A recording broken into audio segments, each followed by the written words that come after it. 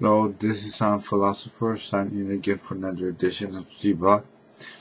And today, like I said in the earlier video, that I'm going to address the futuristic doctrines, um, the theories that report the future events as interpreted in the scripture.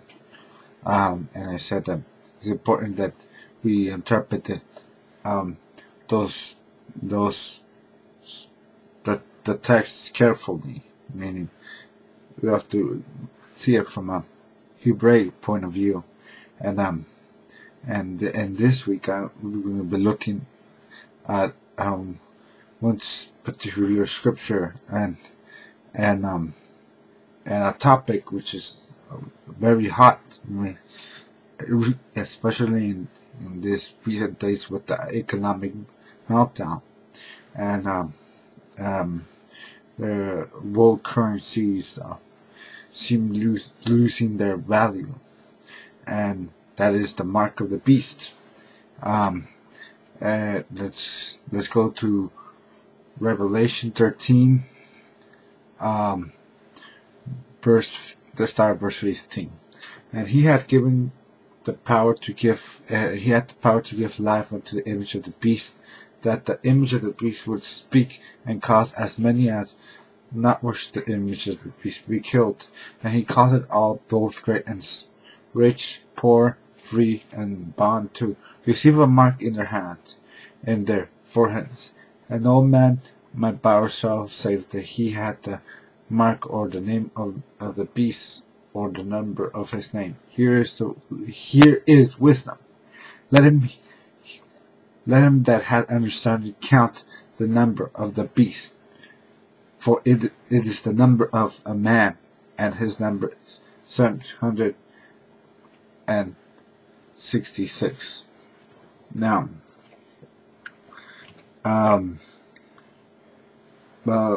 upon face value, here we seem to be talking about commercial activity, and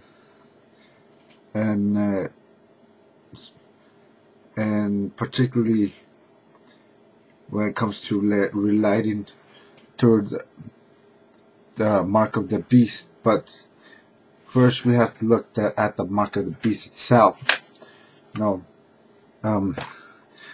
Modern interpretation of the text is that there won't be paper currencies or fiat money. But it all just like we do credit cards for right now, everything is gonna be like we're gonna be have a microchip, and there's already like microchips out there that may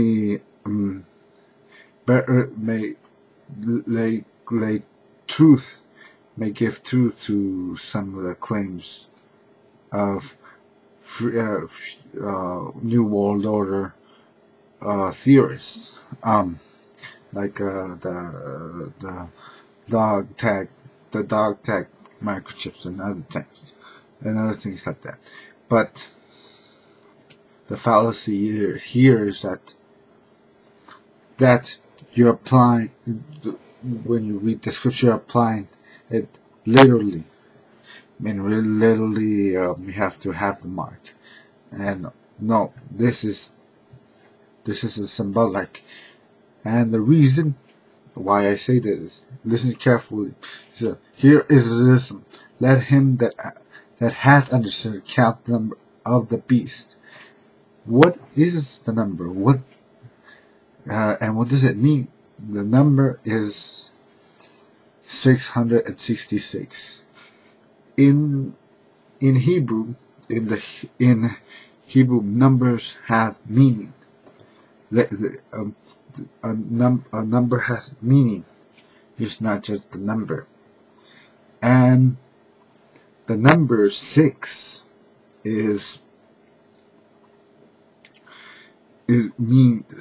stands for man, and when the number 666 is more elevated form. Let me give you an example.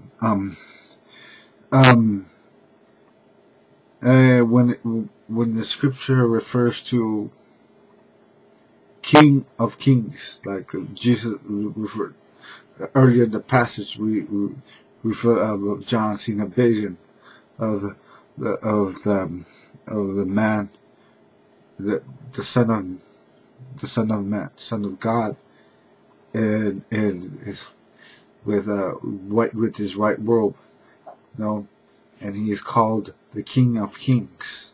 Well, in Hebrew, the term King, in order to emphasize a point, we in the Hebrews there's not punctuation marks like we have. So to emphasize a point, we either repeat it or use what we call a superlative, meaning something that is over something. Is to emphasize its importance. Like another example would be in the term that King Solomon uses in the between vanity of vanities. And the emphasis here is that life, if there's no meaning, it is ultimate meaningless. It's about ultimate utility.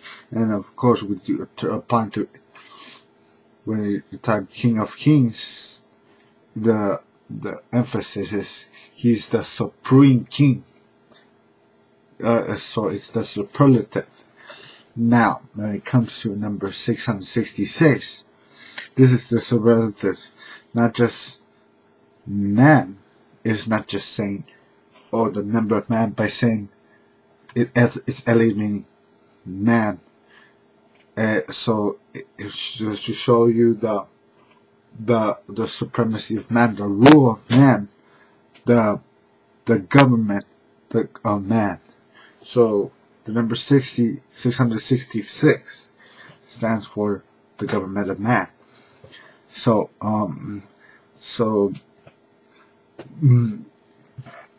and when I mean man, it's not referring to a specific man. Is referring to man in general, mankind, and it's referring to the government of man in all times, in all ages, throughout all civilizations. What man has held dominance, and we see that and the mark of when it's talking about the mark, receive the mark in their hands or in their foreheads. It's not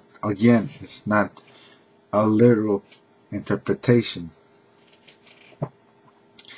but it's an interpretation of symbolic, which means it implies something more deeper. It means inside. What is inside your forehead?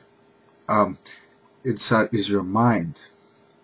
And when it talks about the right hand, every time we talk about right hand, we talk about the capability of man, the power of man, of a person. So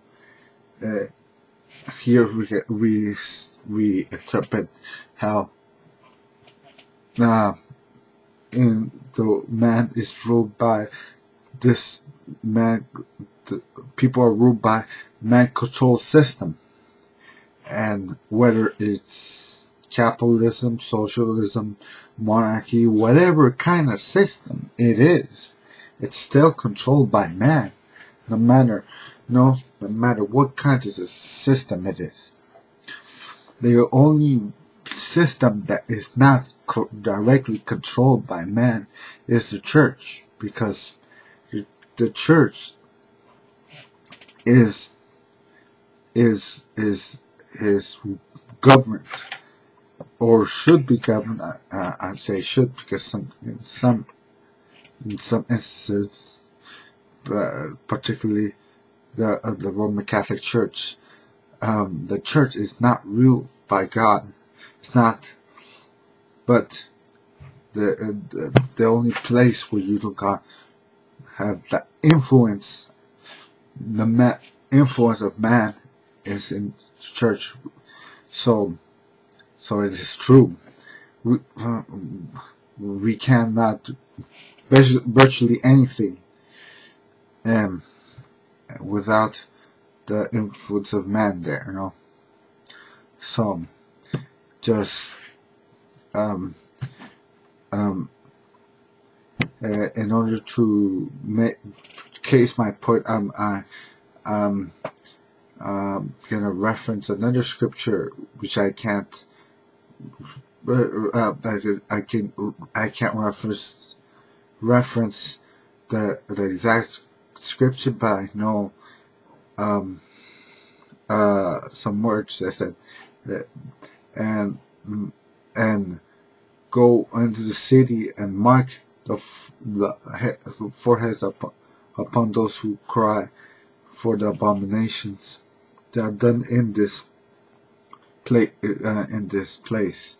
The Lord's talking to the angels to go around the city and to mark those who afflict themselves because of the idolatry and the fornication that was done in Israel in the times of the kings.